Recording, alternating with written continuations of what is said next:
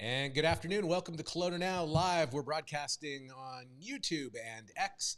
And our top story this hour, the BC Chief Coroner, Lisa Lapointe, is retiring and says she is saddened by the overdose crisis policy. Yeah, she announced she's leaving her post after 13 years and deeply saddened the province has been unable to reduce the tragic impacts of toxic drugs on thousands of people. She said today concerns the coroner service has been forever altered by the public health emergency that continues to take the lives of people of all ages in the communities throughout BC, including more than 2,000 people so far this year. 2,000 people. Yeah, it's just a lot, and it doesn't seem to really be getting any better. More and more people are being affected, and it seems like she's leaving and throwing her hands up in the air a little bit as a warning. Yeah, and then more tragic news. Yeah, one dead after a logging truck crossed the center line and crashed into a minivan along Highway 97A. Yeah, so this was out by the driver of the minivan killed after being hit by a logging truck near Sicamous. The police said the truck crossed the center line into oncoming traffic, then crashed into the Dodge Grand Caravan. It happened around Sunday around 2:30 on Highway 97A near Mara Lake. The truck was heading north, the police said, and the minivan south. The driver of the van was pronounced dead on the scene. Road conditions were really poor, but there's an investigation going on. The driver of the truck was unhurt in the crash and is cooperating with police. Well, the road conditions have been poor, and so far the skiing conditions haven't been great either. Big White has entered into a record-breaking fourth push in terms of their opening day. So they've pegged a day, and they've had to move it now for the fourth time. There you go. For the fourth time in 16 days, Michael J. has delivered the news that no one wanted to hear. Opening day of the 2023-24 ski season, Big White has been pushed back yet again. This time there is no new target date for the ski hill. They're playing it by ear, and they're going to go on 24 hours notice if they get the snow they need. So they need about another 20-25 centimeters, right? So, well, here's a good news story. Maybe you saw earlier there was a Kelowna man reported missing, and that man has since contacted family after seeing news reports of his disappearance. Yeah, that 49-year-old man we were talking to you about yesterday has, after seeing all the media reports, he has called in to check in and say that he's okay. So that's awesome. And BC Mounties are not happy after a thief used bolt cutters or a grinder to steal a speed sign. Mounties in Merritt have asked for the public's help to find a speed sign after it was stolen. They say it was taken in the early hours of December 2nd from the 2300 block of Coldwater Avenue in Merritt. The thief would have to use bolt cutters and a grinder to get at the sign. I just wonder, what would you do with that sign? It's right? In somebody's rec room. Yeah, it's like, seems like it's probably an expensive. Like, it's probably got radar with it though too, right? Yeah, so. yeah. Anyway, Dan Elba says Trudeau's economic policies make us poor while the U.S. gets richer. Yeah, again, you can go and read Dan's column there on Kelowna Now. We publish columns that are sent in to us. Tracy Gray sent us stuff, Dan Elbis. We don't have any liberal columns sent in because we don't have any liberal representatives here in, actually in British Columbia, never mind in the Okanagan. So go ahead and you can read that column there. And then when Renee Merrifield, our MLA, also sent us a column that we publish all the time. And then she says, crisis looms in BC as public services crumble. I mean, that seems to be the message of the day, right? So it really does. It's like everything is just at its threads, falling apart. I mean, I know that the Polyev party is kind of saying Canada's broken. I think many Canadians agree with that. But now I think the BC United is saying the NDP has broken BC as well. And I'd say, like, with the public health crisis public health crisis in general, hospitals closing, and with the amount of people dying from overdose. And I think we have to figure a way to do better. Oh, and you know what? We've done better. And so we just seem like we're in this regressive territory right now. I don't know if you feel comfortable getting sick and needing hospital. Do you know one thing that we haven't tried for a while with all levels of government? Why don't we try to work together? Instead of just this hate and rhetoric between the two parties, it's just got so divisive, right? Yeah. Maybe somebody has to extend a hand and say, hey, let's work together on this, right? Enough of the whatever. Anyway, BC professor says conditions at CSIS, again, create perfect storm of harassment. Ugh. Another federal government This is an institution, right? And Yeah. one that really protects us, in terms of government organizations that are on the pulse of what's happening, secret Toxic information. workplace claims against Canada's spy agency points to a perfect storm of conditions that allow harassment to occur, and rooting them out could require more than removing one bad apple, says an expert at employment discrimination. How is this stuff going on? This just blows me away how this happens, right? How, how do women feel safe to go to work? Like, if they're working at CSIS, you'd think that's law and order stuff. Yeah.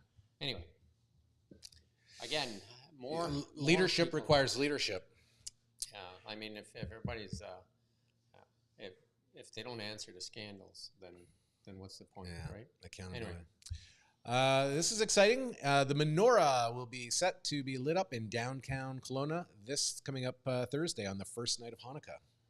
Yeah, a member of Kelowna's Jewish Committee and several others will descend upon downtown Kelowna Thursday evening. They'll gather to celebrate the first night of Hanukkah.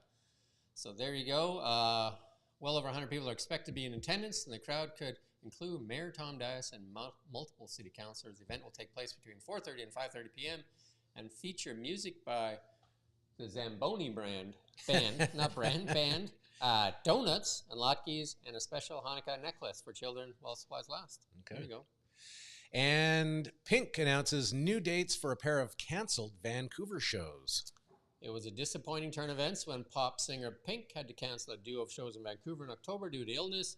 New dates have been announced for the canceled October 1920 show, but they won't be happening until next year. In an Instagram post, Rogers says Pink will be playing September 6, 7, 2024. So tickets originally purchased for October 20 are valid on September for the 2024. Tickets originally purchased on October 21 are valid for the September 7th show. So there you go.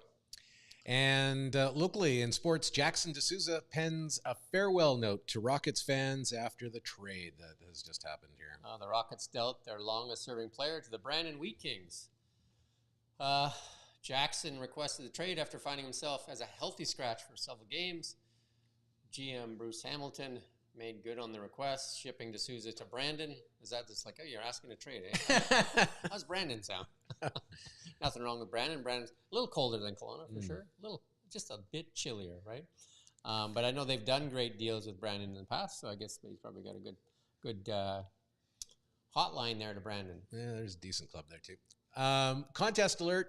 We're going to be unwrapping joy with Viva Coco's Ultimate Holiday Chocolate Gift Bundle. Yeah, Kelowna now always runs great contests, and if you want to enter, you just head on over there and find all the details there. And then we have a little bit in our EVAI stuff that we typically try to do. The BC government put out some new regulations to make it easier for people living in strata developments to request EV charging stations where they live. That's one of the things that's been kind of a holdup, because it's really hard to get stuff done in a strata, right? Like if you want to put solar on or if you want to put EV charging on. So hopefully, if you could read through the rules, and hopefully that they're easy to follow, that the regulations are easy to follow, because I mean, even in some of the new developments happening in Kelowna, if you want to put an EV charger in while it's in progress, they want $10,000. That doesn't make sense. It's a dryer plug, right? It's literally a dryer plug. So how does like if you ask for a second dryer plug in your house, I bet you they're not going to ask for $10,000. Maybe these days, I don't know. Again, we'll be doing a story. We'll be doing a show on it as well. And trending right now on X and the X-Files, Marcy pulled this gem up, and like McDonald's trying to stay relevant. I guess they are relevant. People love McDonald's. Some people don't. They're launching Cosmix. See this play on the world? A little what you call George Jetson. No? Maybe you look at that. That looks a lot like the George Jetson kind of thing. It does. Remember that? Yeah. Very retro modern in a way. They officially announced that its universe is expanding with Cosmix, a new small format beverage and breakfast focused restaurant concept. McDonald's CEO Chris, can't pronounce his last name, Kempzik, announced the news of the spin-off restaurant change during its investor day. Like, is that to compete against Tim Hortons, or they do, like the coffee at McDonald's is as good as Starbucks or Tim's. Marcy's disagreeing. I would argue I find A&W's would maybe be better than. I don't drink a lot of coffee, McDonald's. but I find it just as good. And their breakfast is you know what I mean. If you're looking at that, when you're looking at McDonald's, Tim Hortons, and all that kind of stuff, I don't know. They don't make a bad cup of coffee, that's for sure. No. It's all the same. I think McDonald's is probably the cheapest of all of them. I think maybe not. Tim Hortons is pretty cheap too. Starbucks, on the other hand, a lot more pricey, right? But you get that beautiful cup, and then you can let everybody know that you're drinking Starbucks too, right? So it is definitely a what you call a prestige thing, you know? Yeah, an aspirational. Jason drinks out of a 1 gallon cup, so he has his own. I think he goes to 7-Eleven and gets the big gulp. No. I brew my own. You brew your own? That's right. Right out of 7-Eleven's big gulp. Who doesn't love a big gulp? That was a teen favorite. I'll give you that. I think we have some weather photos just to give you a quick update on what's happening. We have had pretty much the day we were expecting. Lots of rain and cloud, and tomorrow might be a little sunnier than we were expecting, so that could be on the horizon. Quick look out our windows right now there, and then up at the top of the summit of the Coquihalla, it's still a little white. That looks drivable. Yeah, it's drivable. It's slushy, maybe in some sections there, but Well, otherwise if fairly you're passable. if you're going to add this one in, let's put the Rogers Pass in too then, right? I think everything, when I was looking through, this was the only trouble spot. Rogers okay. Pass is looking Okay. fine, and so is the Elkhart Pass there as well. So that's the one little area of We'll be not back even in our trouble. studio at 9 a.m. Marcy just gave me the look there. Stop tipping and tapping on the microphone. There you go. We're out in the main area today because we've been moved around a little bit. We had a great live stream with a group. Yeah, well, so these are 15 and 16-year-old kids from OKM.